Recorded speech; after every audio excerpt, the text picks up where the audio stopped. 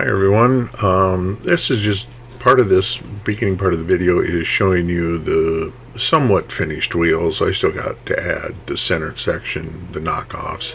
Here they are primed and discovering things that need to smooth out. There they are painted. Anyway, right now I'm making the arrow for the back end underneath the diffuser. It's a very small diffuser.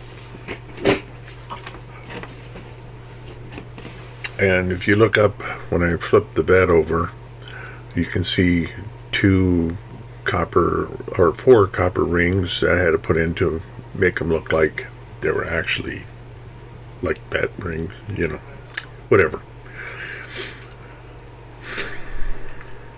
Right now, with the compass, I am marking the distances so they're all the same, so I don't get one a little to the left, a little to the right, crooked, whatever. Hey, most likely I might be crooked, but hopefully you wouldn't be able to tell. I'm using tube glue because I want the thing to stay. Then once it sits there a while, I'll brush some liquid glue over to get any of the lumpy bits out of it. Usually I put it on so thin it ain't that bad, but just in case I have to move them, I don't want them stuck.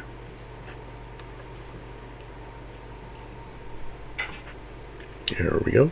And in between those is a wing, a small wing in between them, which my card was filled up. Didn't know that, and it missed that part, so sorry about that. But I still got, later on here, you'll be seeing the bumper that comes up next to the license plate, 90s over under the lights, and then goes around the side, clear up to the wheel well. That's what I got to make now. That's the pattern I made out of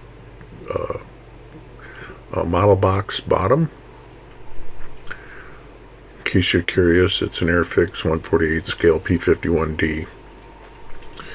Anyway, now I'm how far in?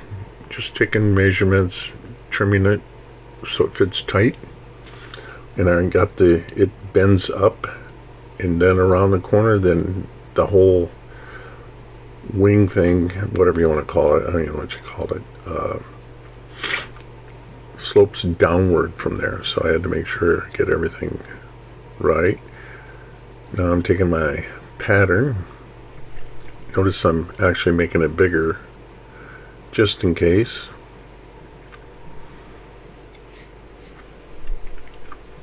Instead of using scissors on this, I just cut it out with the utility knife.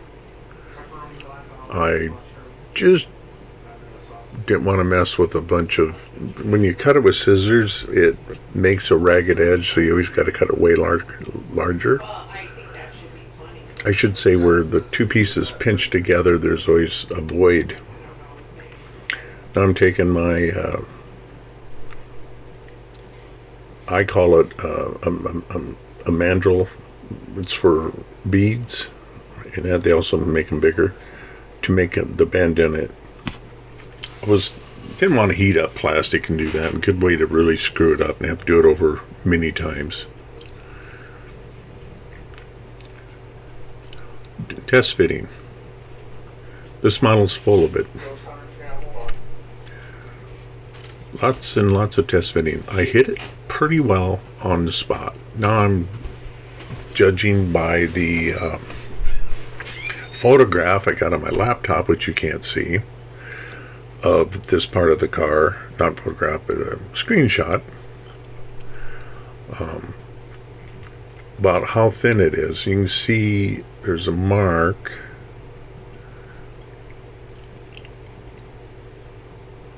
You can see where it's at. Now I am putting a knife edge. The bumper part of the car is actually quite like 245 degrees meeting. You can definitely see it.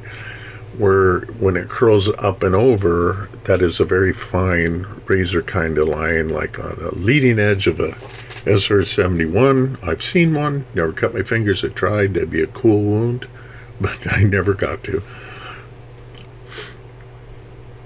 And the intakes had the points covered on it too. On it, couldn't test that one out either.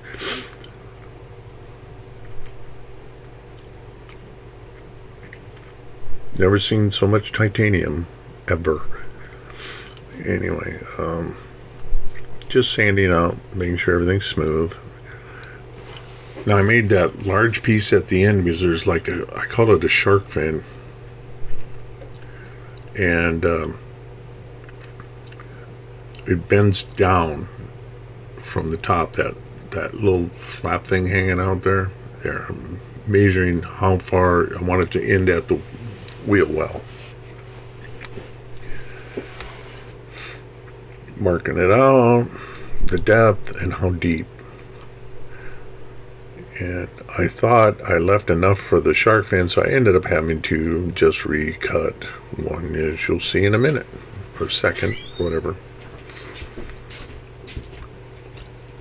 Nope, too small. So take the other one, just lay it there, line up the mark, add a generous amount. And this is also aerodynamically tapered round in front, going to a teardrop shape. I'm shocked at the cars. They have a lot of like flat edges on like the spoiler in front. Flatter than probably should be, but then hey, they're subsonic. What does it matter? Kind of getting the depth there because it's supposed to end at the bottom, slightly below the bottom of the body. I still got to make the next one, but this was more of a, I was going to make the next one, then I thought, you better find some other things out first. So that's coming up here. Right now I'm making a stiffener. That's that piece you see me split right there.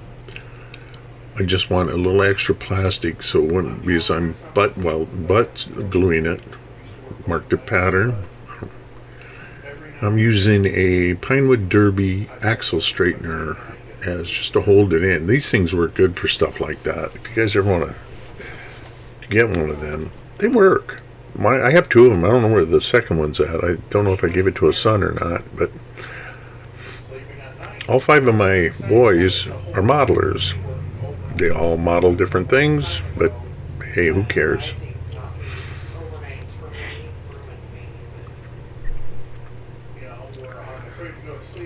So now I'm putting that on. If it'd stay on my tweezers.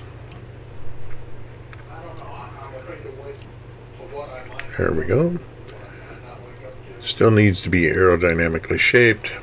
Then I got looking at my tires, or my rims, not with tires yet, and realized the spare tire holder under the car, like in a pickup, is too small. They're 19. I imagine they're about the same, but this is my thinking. Anyway, I wanted that removed, so that's good enough. I'm using a 40-year-old razor saw.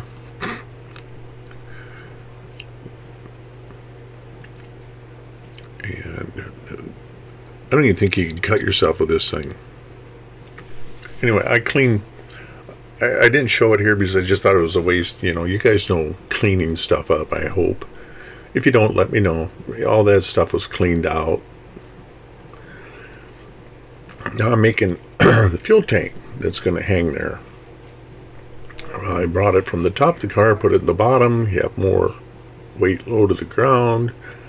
Should help in cornering. And I was thinking, not that it matters, is like stock car racers around here, they have to use the fuel tank, and they got these like sponge things that keep the fuel from sloshing, and that's what mine has in it. I actually put it in, right? Anyway, there's a fuel tank in the corner. Right now I'm using my pin vise to drill out the holes or drill out the areas where the shock absorber hits. is bolted to the bottom A-frame. Hey, is that the A-frame? What do they call that? The A-shaped arms, anyway. And I also know they call it the A-frame under the car, and I'm like, I don't see an A shape. But anyway, I'm drilling them out just to have, add a little bit of something to it. Tell you what I needed to do is assemble the suspension. The rear is nothing. I could just tape that down for wheel height. Right now, I'm making hexagonal shaped for bolts for the A-frame where the bushings are. You have to bolt; they're bolted together. Anyway, I had to worry about height, and I found out the front tire was too tall by about an 1/8 inch and an 1/8 inch too further forward on the model compared to my model. That sucks. So I had to lengthen the height, which drops it, because this is actually upside down. That's the way it would be on the car. So I'm actually dropping the front end. So I'm making a new spindle holder. I almost made a different suspension with coilovers. And I thought, who's going to see that? So I didn't. Other than just to say I did it.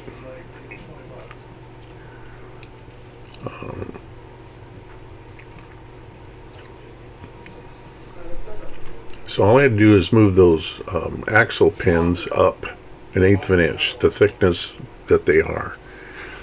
And I cut gouges in the bottom of the frame where the springs go, and gouged them back with the Dremel, back 1/8 inch. So now everything's setting where it is, and I also slid those back to the back of the car a little bit. There it is with the tires on, propped up with a pencil, and the rear tire wants to fall off. Thanks for watching. Like if you like, subscribe please, and comment. Really please. I like comments. Bye.